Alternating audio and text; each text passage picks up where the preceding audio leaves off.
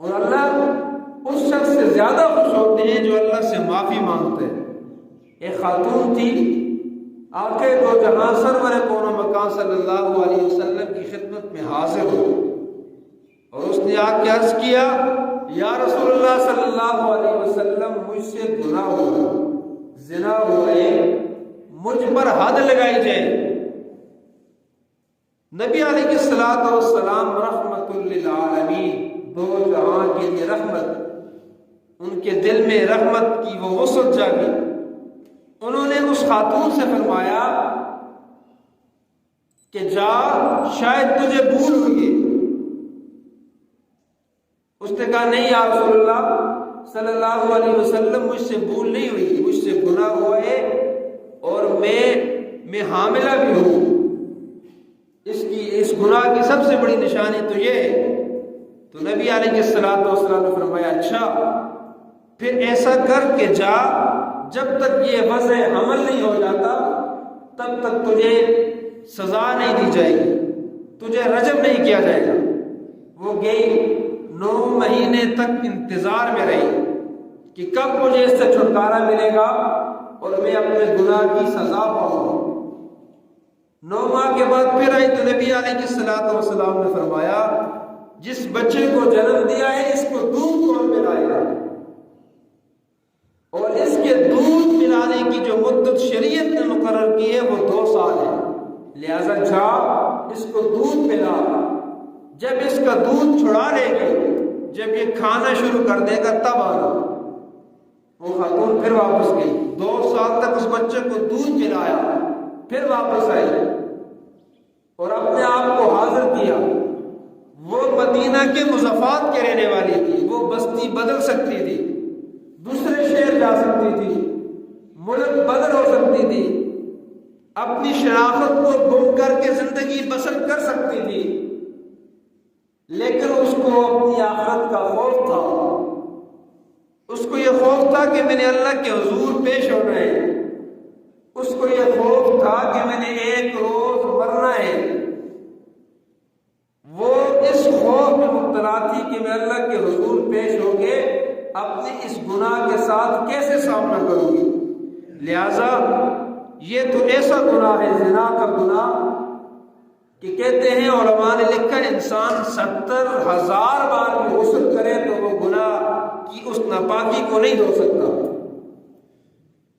اس کو ایک ہی چیز دھو سکتی ہے، یا تو وہ انسان کو جو دنیا میں زنا کی جو حد مقرر ہے شریعت نے، اس کو شادی شدہ کی اور غیر شادی شدہ کے کوڑے اور شادی شدہ کے رجم، یا تو وہ سزا یا اس کی پکی اور سچی توبہ ہے۔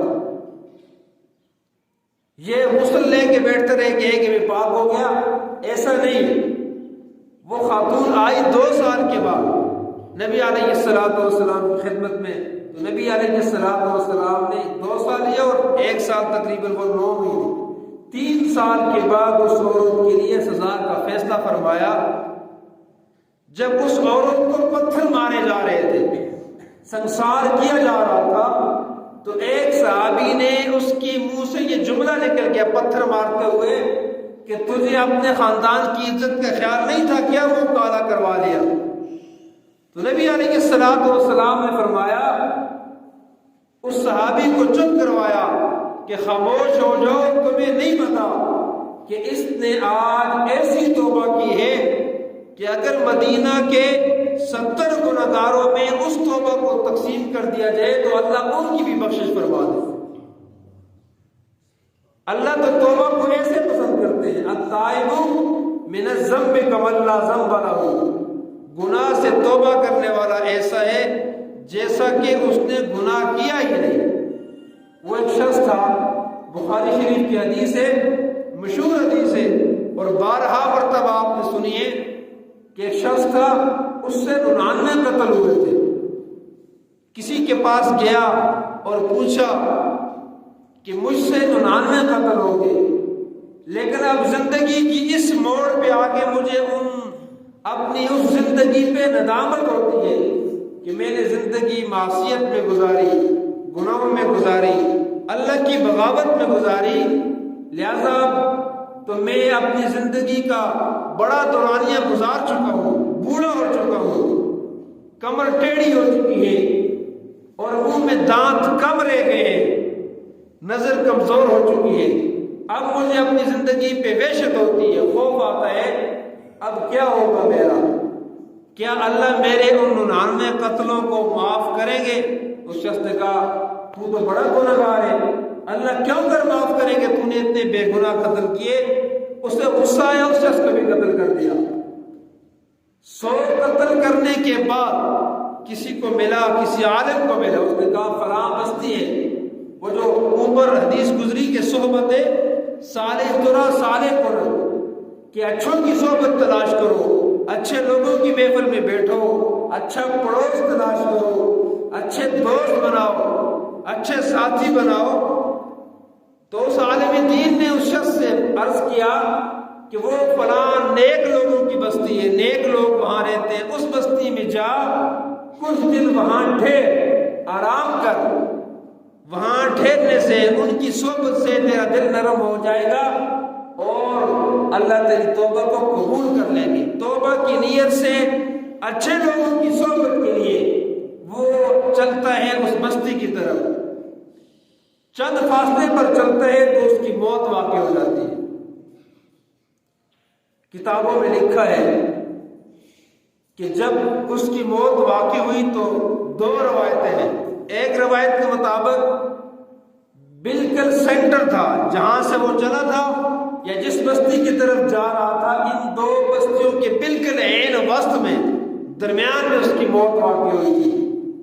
اور جب وہ بالکل وسط میں پہنچا تھا، اس کی موت واقع ہوئی تو وہ صرف گرا تھا۔ جب اس کی روح قبض ہوئی تو گرا آگے کی طرف تھا، یعنی جس بستی کی طرف جا رہا تھا اس طرف وہ گرا تھا نیچے، تو اس لیے اس کا فیصلہ اس طرف ہوا تھا۔ لیکن بعض علماء نے لکھا ہے کہ نہیں، وہ بھی چند قدم چلا تھا، تھوڑا سا فاصلہ طے کیا تھا کہ اس کی موت واقع ہوگی۔ اس کی روح کو لینے کے لیے 2 فرشتے آئے، جنت کے فرشتے بھی آئے، جہنم کے فرشتے بھی آئے، اور فخاصمت الملائکۃ، فرشتے آپس میں جھگڑنے لگے۔ جہنم والوں نے کہا یہ تو ہماری کمپنی کا بندہ ہے، ساری زندگی استماسیت اور بغاوت میں گزاری ہے، لہٰذا اس کو ہم لے کے جائیں گے۔ نیک جنت والے فرشتوں نے کہا نہیں، اس کو ہم لے کے جائیں گے، اس وجہ سے کہ یہ تو توبہ کی نیت سے چلا تھا، توبہ کر چکا تھا، نادم ہو چکا تھا اپنے گناہ پر۔ جب ان کے متعلق فیصلہ کرنا چاہا، فیصلہ یہ ہوا کہ چلو اس فاصلے کو ناپ لیتے ہیں، جس طرف فاصلہ کم ہوا اس طرف والے فرشتے لے لیں۔ جب فاصلے کو ناپنا شروع کیا تو اللہ تبارک و تعالیٰ نے زمین کو سکیڑ دیا اس طرف جس طرف نیک لوگوں کی بستی تھی، اچھے لوگوں کی جس صحبت میں وہ جا رہا تھا، اللہ تبارک و تعالیٰ نے اس طرف کے فاصلے کو سمیٹ دیا۔ جب اس فاصلے کو سمیٹا، ناپا تو وہ بستی کا فاصلہ کم نکلا تو اس کے لیے جنت کا فیصلہ ہوا۔ اللہ تو پھر ایسے بہانے تلاش کرتے ہیں، اللہ پھر ایسے خوش ہوتے ہیں